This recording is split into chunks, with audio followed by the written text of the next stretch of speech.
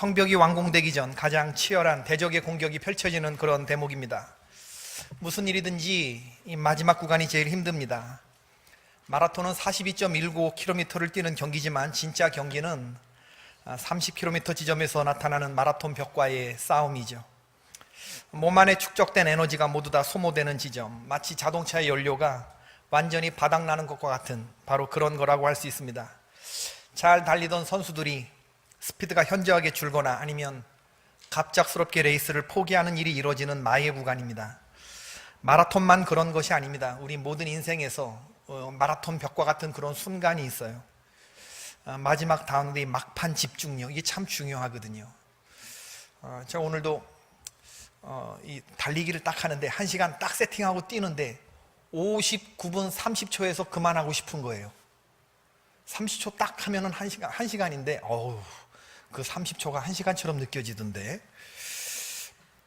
오늘 본문에 보니까 대적들은 총공세로 나옵니다. 적들의 간교한 술책을 이기고 나아가는 느헤미야의 지혜와 담력, 그리고 막판 집중력이 보여지는 그러한 대목이죠. 여러분, 우리가 사명을 감당하고자 할 때 대적의 공격은 당연히 예상해야 되는 겁니다. 사명이 크면 클수록 그 반대되는 대적의 이 공격도 만만치 않다는 것을 우리가 예상하고 있어야 됩니다. 그렇기 때문에 사명을 맡은 사람은 심지가 견고해야 됩니다. 남들에게 듣기 싫은 소리 한번 들었다고 일하는 거 집어던지거나 내가 이 나이에 이런 소리 들어가면서까지 교회를 해야 되나 이런 생각 드시는 분들은 훈련이 더 필요하신 분들이라고 말할 수 있어요.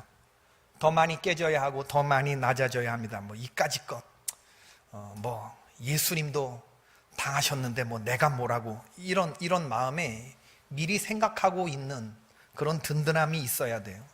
한 소리 들었다고 얼얼해하고 나가 떨어지는 사람들 많은데 수수깡 같은 믿음인 것입니다. 사명을 감당한다는 것은 언제나 대적들하고 싸운다는 것을 염두에 두셔야 돼요. 산발랏과 도비아와 겟셈은 느헤미야의 인생에서 만나지 않았을 수도 있는 사람들이죠. 느헤미야가 왕의 술 맡은 관원장으로 평생 한 몸 그냥 편하게 살 생각만 했다 그러면 이런 이름들은 내 인생에서 만나지 않았을 이름이에요. 산발랏, 도비아, 겟셈, 가스무 이런 사람들. 그런데 무너진 성벽을 중수하고자 마음의 소망을 품고 고향 예루살렘으로 돌아왔을 때 필연적으로 만나게 된 그런 대적자들이죠. 오늘 대적들의 상황을 봅시다. 약이 오를 대로 올라 있습니다. 성벽 공사를 그렇게 방해했음에도 불구하고 느헤미야가 아랑곳하지 않고 계속 일을 밀어붙이는 거예요. 구간 공사가 거의 다 완공되었고 지금 문짝만 달지 못했을 뿐이라 했습니다. 2달도 안 돼가지고 말이지. 이제 저들은 느헤미야를 무너뜨릴 계획을 세우는데 대적자들은 3가지 관계를 씁니다. 첫 번째 뭐냐면 우리 만나자라는 거, 만나자. 산발랏과 게셈이 사람을 보내서 느헤미야에게 오라, 우리가 오노 평지 한 촌에서 서로 만나자 하는 전가를 보내옵니다. 오노 평지 한 촌, 이게 산발랏과 게셈의 동네거든요. 만나자라고 하는 요청, 만나자는데 못 만날 건 뭐가 있겠어요. 그러나 여기 속셈이 있단 말이죠. 이게 참 거시기하다는 겁니다. 성도님들 가운데서도 목사님 할 말이 있습니다, 만나서 얘기하십시다, 이런 분들이 있습니다. 그럼 제가 뭐 때문에 만나자고 그러냐 그렇게 물으면 그냥 목사님하고 편하게 밥 한 끼 하려고.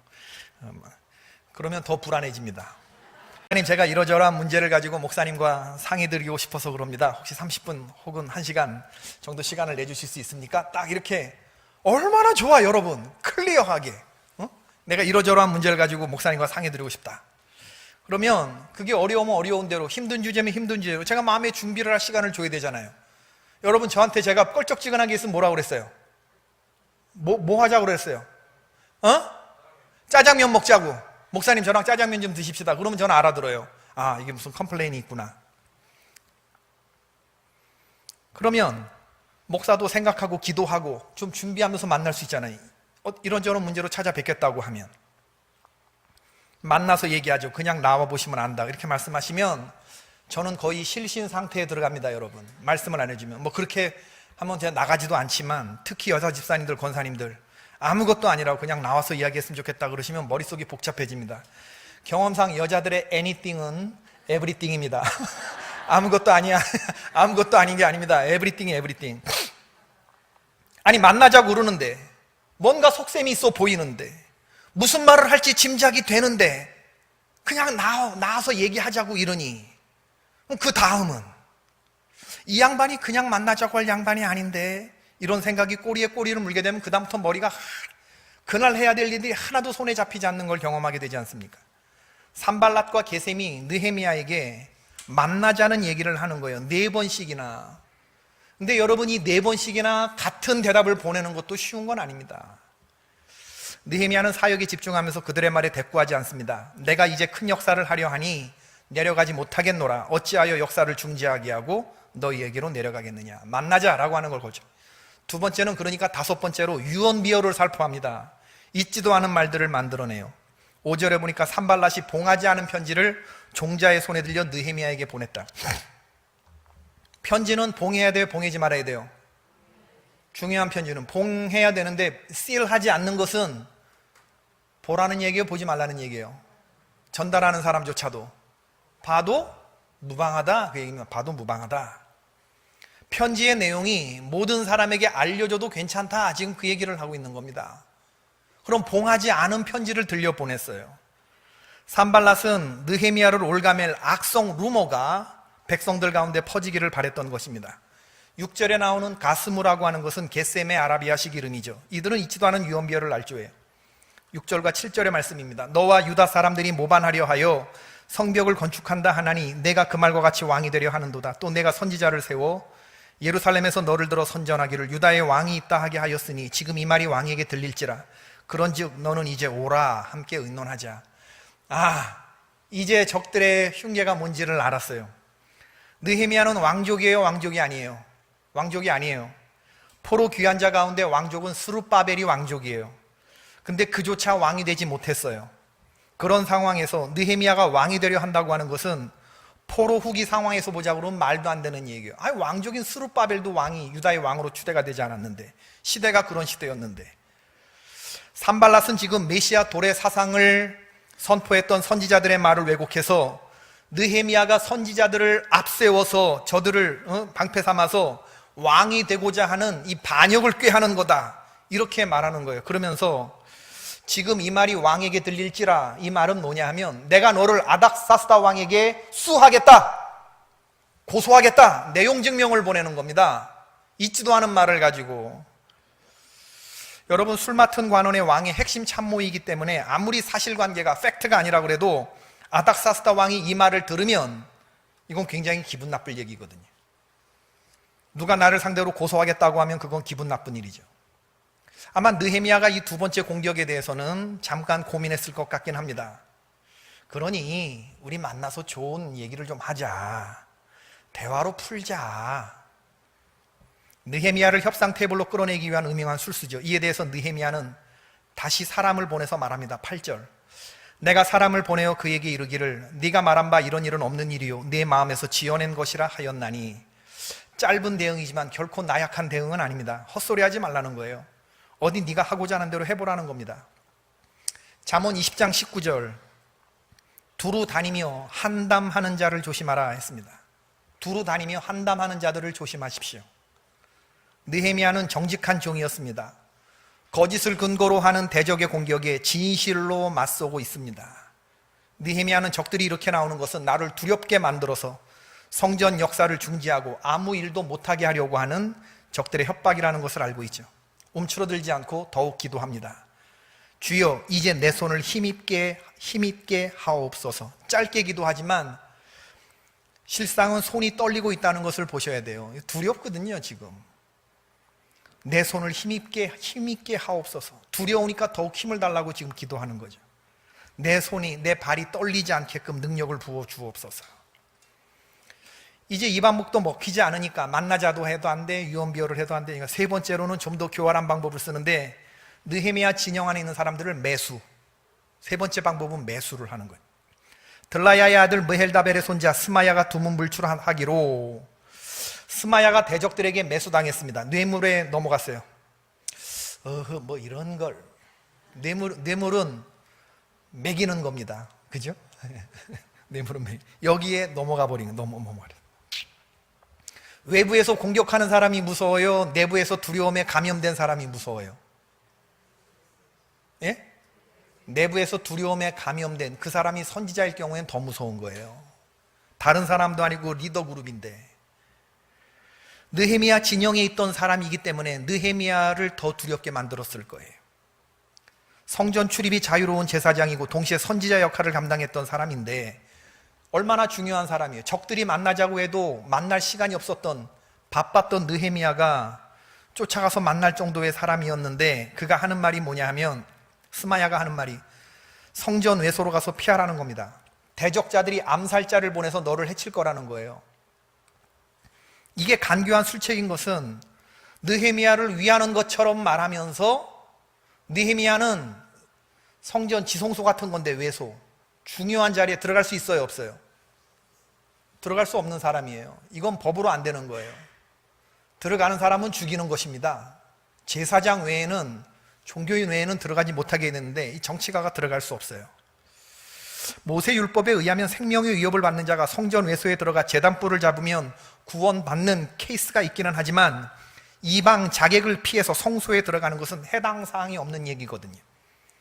만일 자객이 두려워서 성전에 들어가 있다가 올무에 걸리면 느헤미야는 꼼짝없이 걸리는 것이거든요. 성전 모독죄에 해당하는 겁니다. 이런 술책 역시도 지금 느헤미야가 꿰뚫어 보고 있는 거예요. 그래서 11절에 말합니다. 내가 이르기를 나 같은 자가 어찌 도망하며 나 같은 몸이면 누가 외소에 들어가서 생명을 보존하겠느냐. 나는 들어가지 않겠노라. 나 같은 자가 어찌 도망하며, 이건 자기를 비하하는 얘기가 아니고 나는 리더인데 내가 어떻게 도망하겠느냐. 내가 어떻게 도망하겠느냐. 내가 지도자인데 어떻게 이만한 일로 내가 이 자리를 비우고 도망갈 수 있겠느냐. 그런 얘기입니다. 나 같은 몸이 어떻게 외소에 들어갈 수 있느냐. 나는 외소에 들어갈 만한 허락이 떨어진 사람이 아니다. 주제 파악을 하고 있는 것이죠. 사명을 자각하고 있는 것. 나 같은 자가 어찌 도망하며 누가 외소에 들어가서 생명을 보존하겠느냐. 나 같은 몸이면 주제 파악, 겸손한 주제 파악 이루어지고 있는 거죠. 여러분, 제사장이 오염되었을 때, 적들에게 매수당했을 때 느헤미야가 얼마나 당황했겠어요. 도대체 전선이 어디서부터 어디일까? 도대체 적들에게 매수당한 우리 편의 사람들이 누굴까?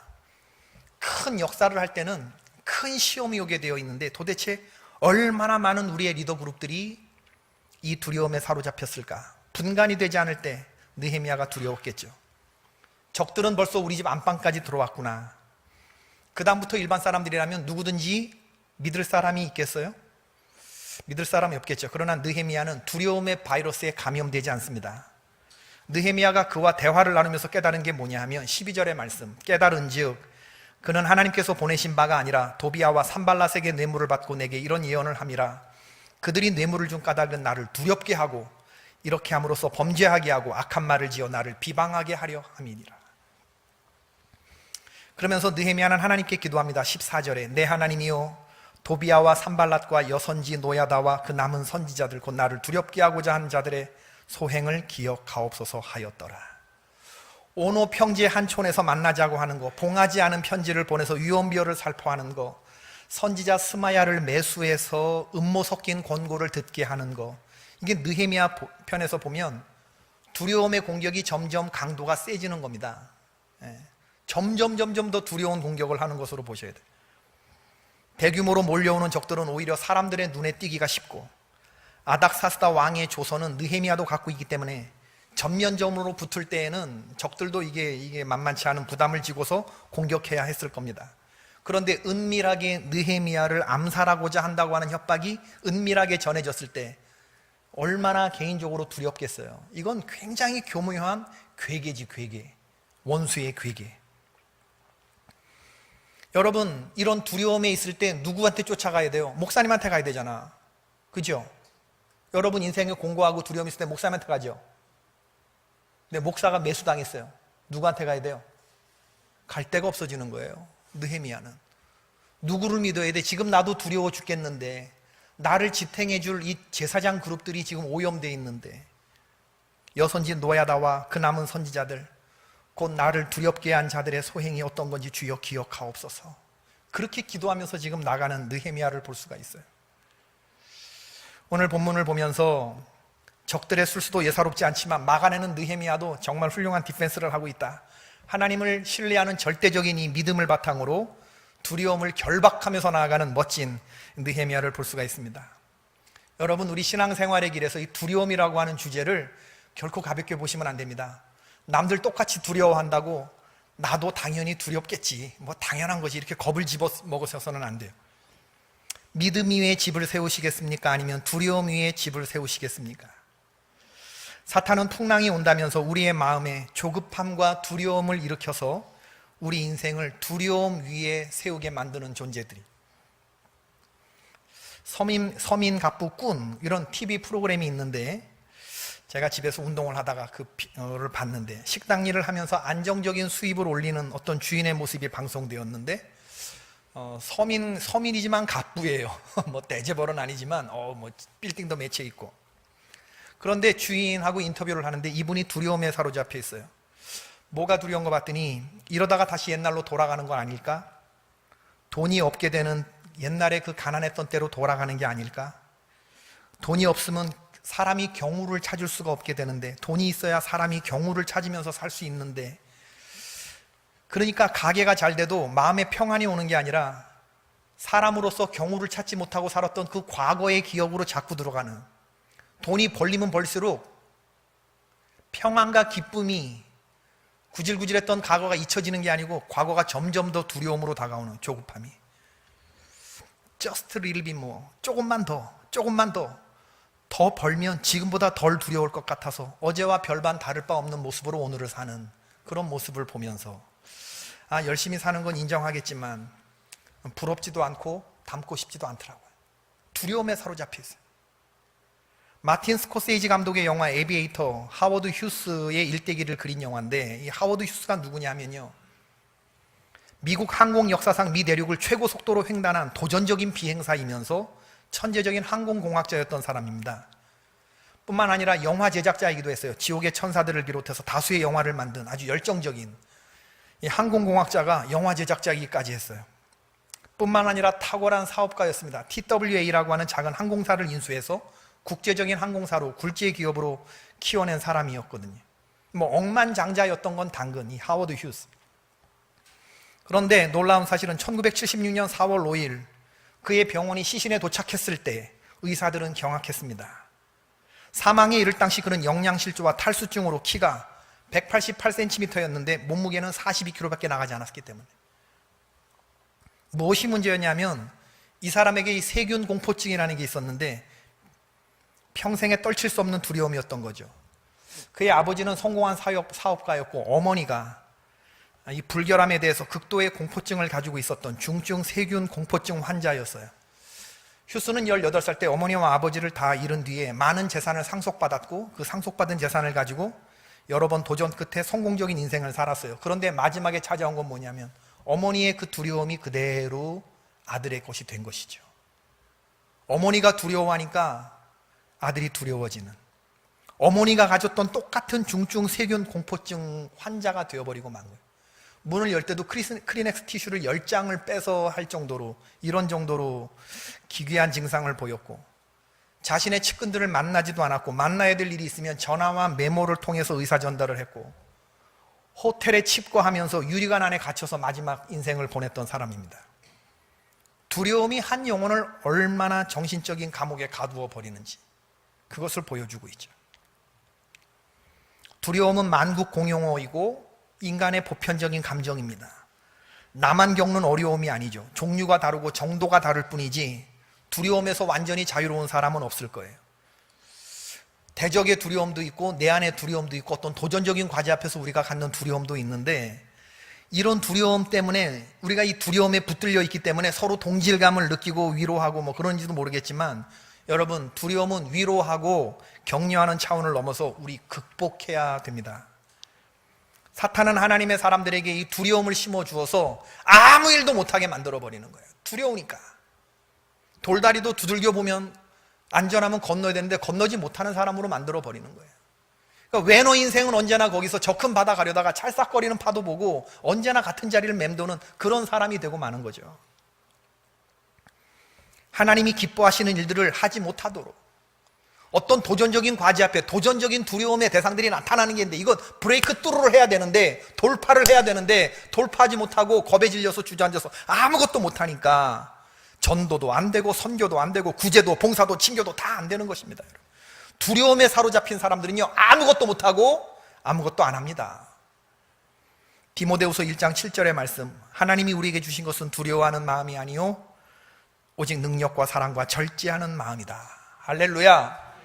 이게 너무나 중요한 말씀이기 때문에 한번 다 같이 읽어봅시다. 시작.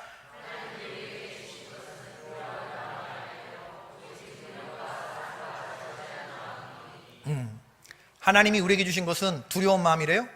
두려운 마음 아니래요. 능력과 사랑과 절제하는 마음이 있으면 두려움을 이길 수 있는 힘이 지금 저와 여러분에게 내장되어 있어요.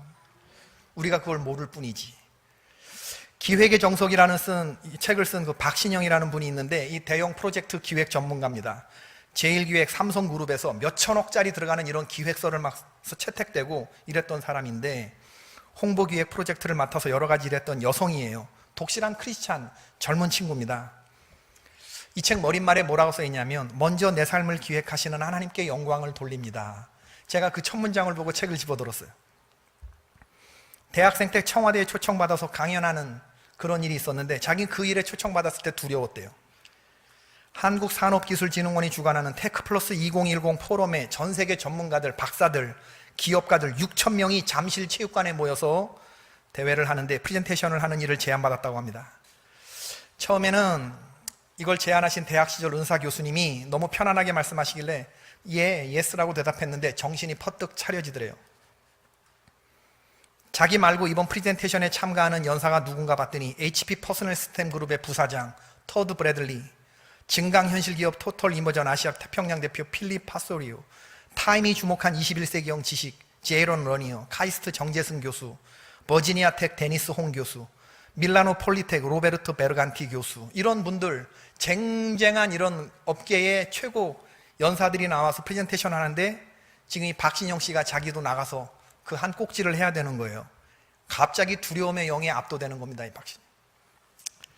혹시 많은 사람들 앞에서 실수해서 내가 프로젝트를 망치기라도 한다면, 유튜브에도 나간다는데 실수하면 영원히 온라인에서 떠돌아다닐 그 망신스러운 짤 어떻게 감당할까? 어떻게?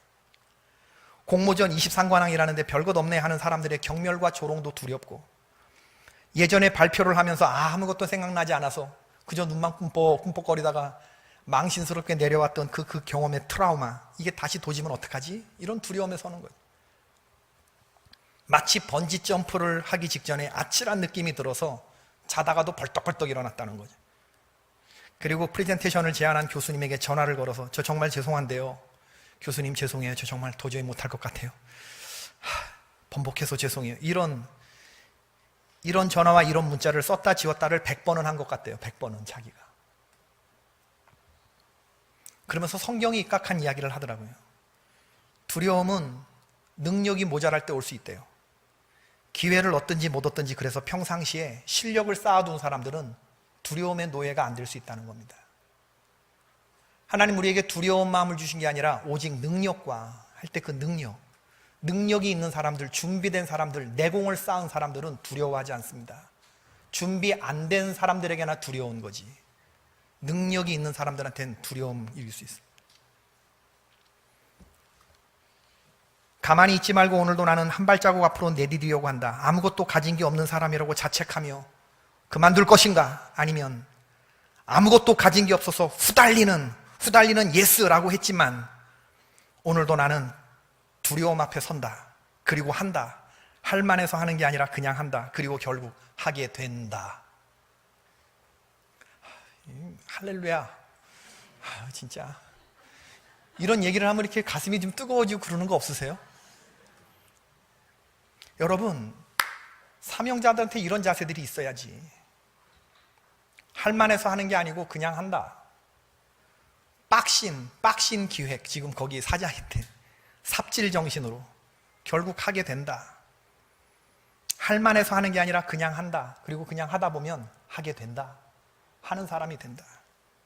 그러면서 독자들에게 던지는 메시지가 뭐냐면, 창조주가 당신에게 허락하신 지적 에너지의 폭발을 믿으라. 하나님은 쪼잔하신 분이 아니시며 당신 역시 쪼잔하게 창조되지 않았다. 뭐 믿으실래 믿고요, 맞으실래 마세요. 여러분, 두려움이 없다면 용기도 필요 없고 믿음도 필요 없겠죠. 두려움이 있으니까 우리에게 믿음이 필요한 거고 용기가 필요한 거 아닙니까? 두려움에 사로잡히면 잘할 수 있는 일도 못하게 됩니다. 두려움은 승리의 모든 전적을 지워버려요. 하지만 믿음은 실패의 모든 전적을 지워버립니다. 한 번도 승리한 적 없는 사람처럼 사시겠어요? 아니면 한 번도 패배한 적 없는 사람처럼 사시겠어요? 두려움에 압도당하지 마시고 하나님 주시는 은혜와 믿음과 능력에 압도되어 살아가신 여러분 되시기 바랍니다. 실패를 할 수가 있죠. 실수할 때도 있고 우리의 무능력을 드러내기도 합니다. 실패와 실수가. 그러나 괜찮아요. 실패의 기억에 계속해서 갇히는 것이 오히려 더 사탄이 바라는 바죠. 여러분, 넘어지지 않는 것도 잘하는 거지만 더 멋있는 건 뭐냐면요, 넘어졌을 때 멋지게 일어나는 건 더 멋있는 일입니다.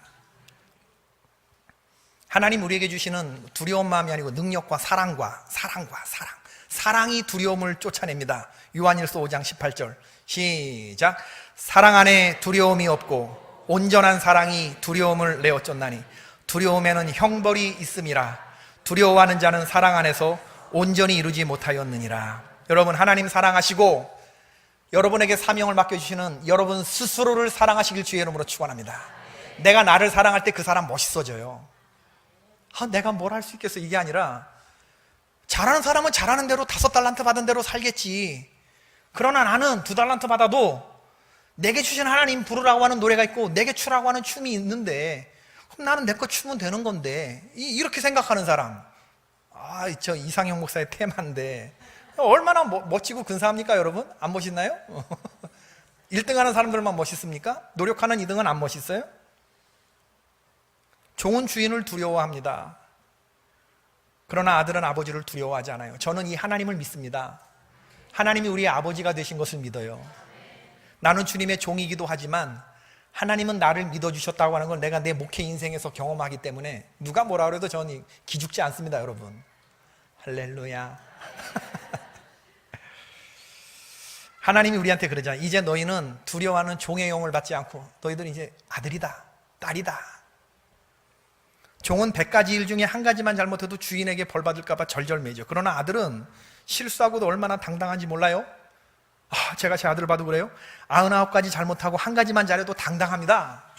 하나님, 성적을 엉망으로 받아오는 자녀도 부모가 얼마든지 밥 먹여주고 재워주고 학비대주고 당연하게 생각하잖아, 우리 부모들이.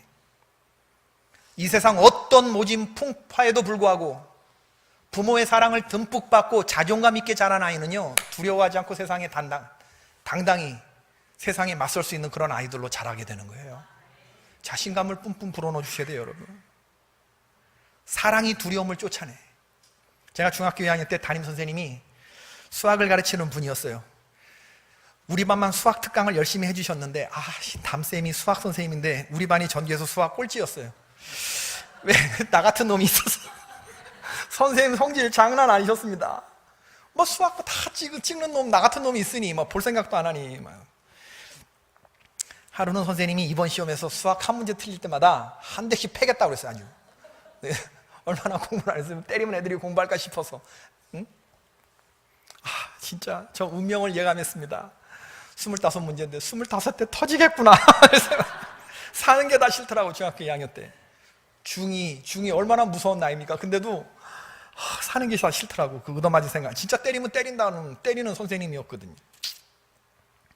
선생님이 딱 공포를 하기를, 그때는 그랬어요. 아주 뺨하고 이 엉덩이는요, 선생님들한테 아주 맡기고 살았던 때입니다. 저희 때는. 그랬잖아요, 우리 다. 때리시다가 화가 나면 진짜 막 목까지 쪼르시면서 선생님들이 막 그랬던 때인데, 진짜 막 무식하게 맞았는데도 안 죽었어요. 맞고도. 선생님이 맞기 싫은 사람은 부모님 모시고 오라고 했습니다. 근데 그 다음날 모시고 온 애가 있어요. 내 친구 중에 엄재신이라는 애인데, 이 부모님만 데리고, 엄마 아빠만 데리고 온 게 아니고 대학생 형까지 데리고 왔어요. 귤 사가지고 왔습니다. 귤 사가지고. 그리고 우리들한테 다 하나씩 귤 돌리고, 선생님한테는 한 봉지를 딱 안기시면서 선생님한테 뭐냐면, 우리 재신이는 몸이 약하게 태어났으니까 때리지 말라고. 우리 재신이가 공부 못해도 건강하기만 하면 우린 더 바랄 게 없는 사람이라고 그러고 갔어요. 재신이 평안했습니다. 선생님 뱉은 말씀이니까 정말 수학 시간에 우리 그냥 율법 40에 하나가만 돼 맞을 때 재신이 털끝 하나도 건드리지 못하던데, 선생님이 털끝 하나도 안 건드리시던데. 나는 이게 영적으로도 똑같이 적용될 수 있으라고 봐요. 선생님 때린다는데 이거 내가 감당할 수 있어요, 없어요? 이 두려움 감당할 수 없어요. 내 힘으로 안 돼요. 나보다 크시니까 때리겠다는데. 두려움이 그런 거거든요. 영적인 실체입니다. 여러분, 사탄은 우리의 힘으로 이길 수 있는 존재가 아니에요. 그 사탄이 주는 시험을 우리는 견딜 수 없어요. 주님이 말씀하시는 수고하고 무거운 짐에는요, 두려움의 짐도 있어요. 그럼 이거 누구한테 갖다 맡겨야 돼요? 부모님 불러와야 돼요. 부모님, 하나님한테 맡겨야죠. 하나님이 해결해 주시도록. 내 힘으로 컨트롤할 수 없으니 아버지 오셔서 해결해 달라고. 그리고 맡기고 그 다음엔 평안해지는 겁니다. 우리 같은 놈들 그냥 의도 터질 때 앞에서 일실 웃는 재신이 얼굴 지금도 생각나요. 두려움. 미스터 선샤인이라는 드라마 재밌게 봤는데, 어제는 멀고 오늘은 낯설며 내일은 두려운 격변의 시간이었다. 우리 모두는 그렇게 각자의 방법으로 격변하는 조선을 지나고 있는 중이었다. 그 글 시작하는 처음 어디는 탁 카피가 떠요. 양반집 손녀가 스나이퍼로 독립운동을 하는 것을 염려하는 그 애인 캡틴 초이가 여인에게 말하죠. 꽃으로만 살아도 될 텐데 내 기억 속 사대부 여인들은 다 그리 살던데.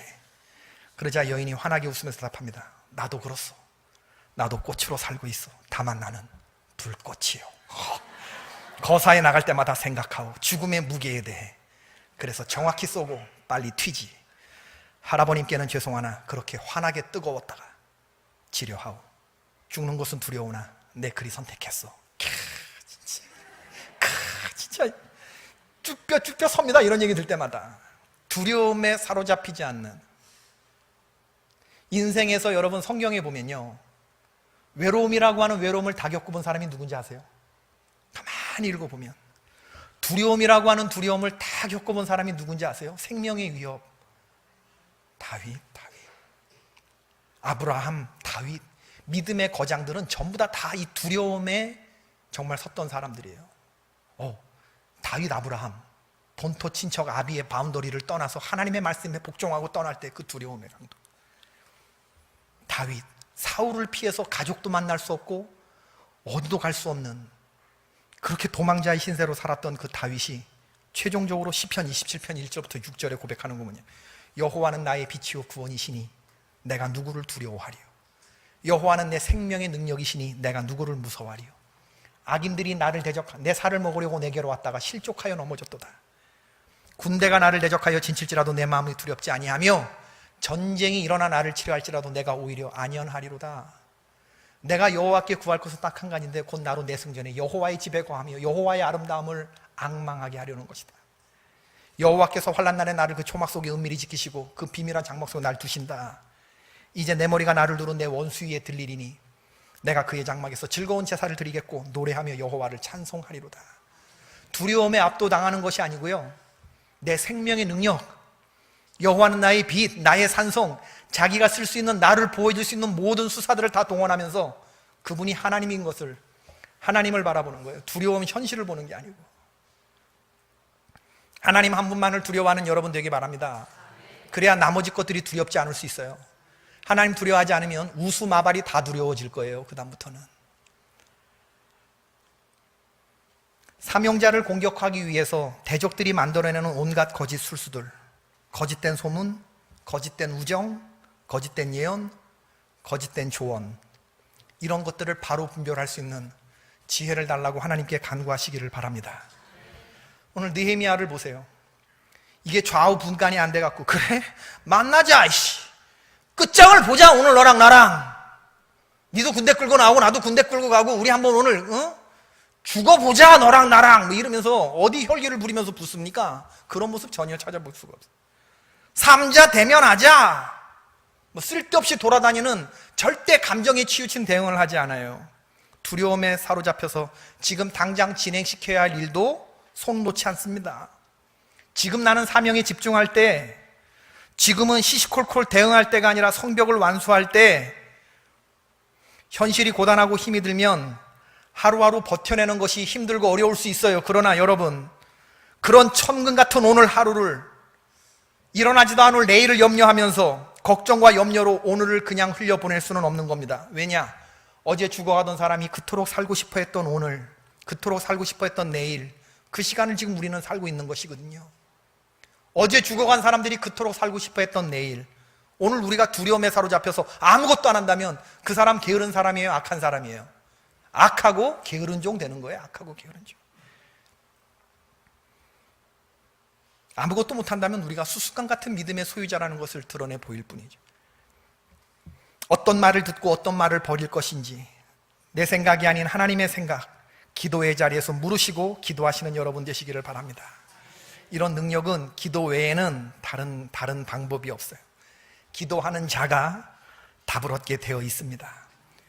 이 두려울 때마다 느헤미야는 기도해요. 오늘 본문에도 짧지만 화살 같은 기도를 하나님께 날리는 것을 볼 수가 있습니다.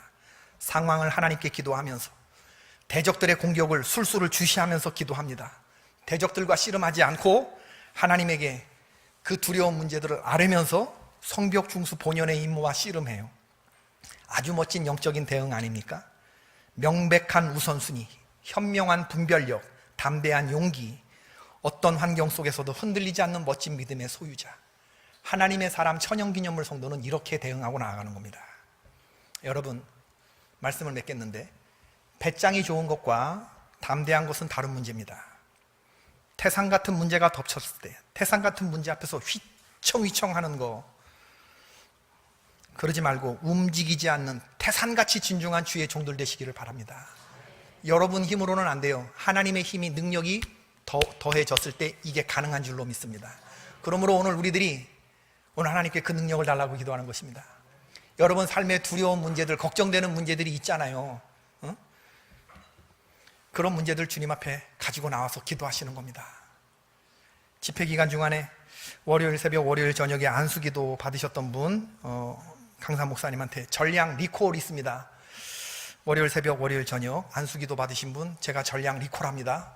오늘 무슨 말인지 몰라요? 전량 리콜한다고. 강사 목사님이 이 목소리가 마이크에 익숙하시다 보니까 마이크 없이 하면 그 짧은 시간에 목소리가 확 가시더라고. 그래서 깊게 기도 못했는데, 여러분 사정 누가 알아요? 강사가 알아요? 내가 알아요? 내가 알아요. 그러니까 월요일 새벽하고 저녁에 안수기도 좀 목사님 나한테 30초도 안 해줬어 이러시는 분들 다 올라오는 거야. 김영세 권사님 올라오시고, 황미선 집사 올라오시고, 강사가 머리 툭툭 지나갔다고 이렇게 투덜투덜 대시는 분들 오늘 다 올라오는 거야. 다 올라오는 거야. 여러분, 제가 기도할게요. 여러분의 문제를 놓고 기도할게요. 여러분을 두려워하게 하는 여러분이 써냈던 문제들 내가 잘 아니까 하나님께 이 두려운 문제를, 집사님 균형 있으면 올라와. 내가 다 하나님 앞에, 그리고 두려움을 극복하는 삶을 우리 살아내십시다.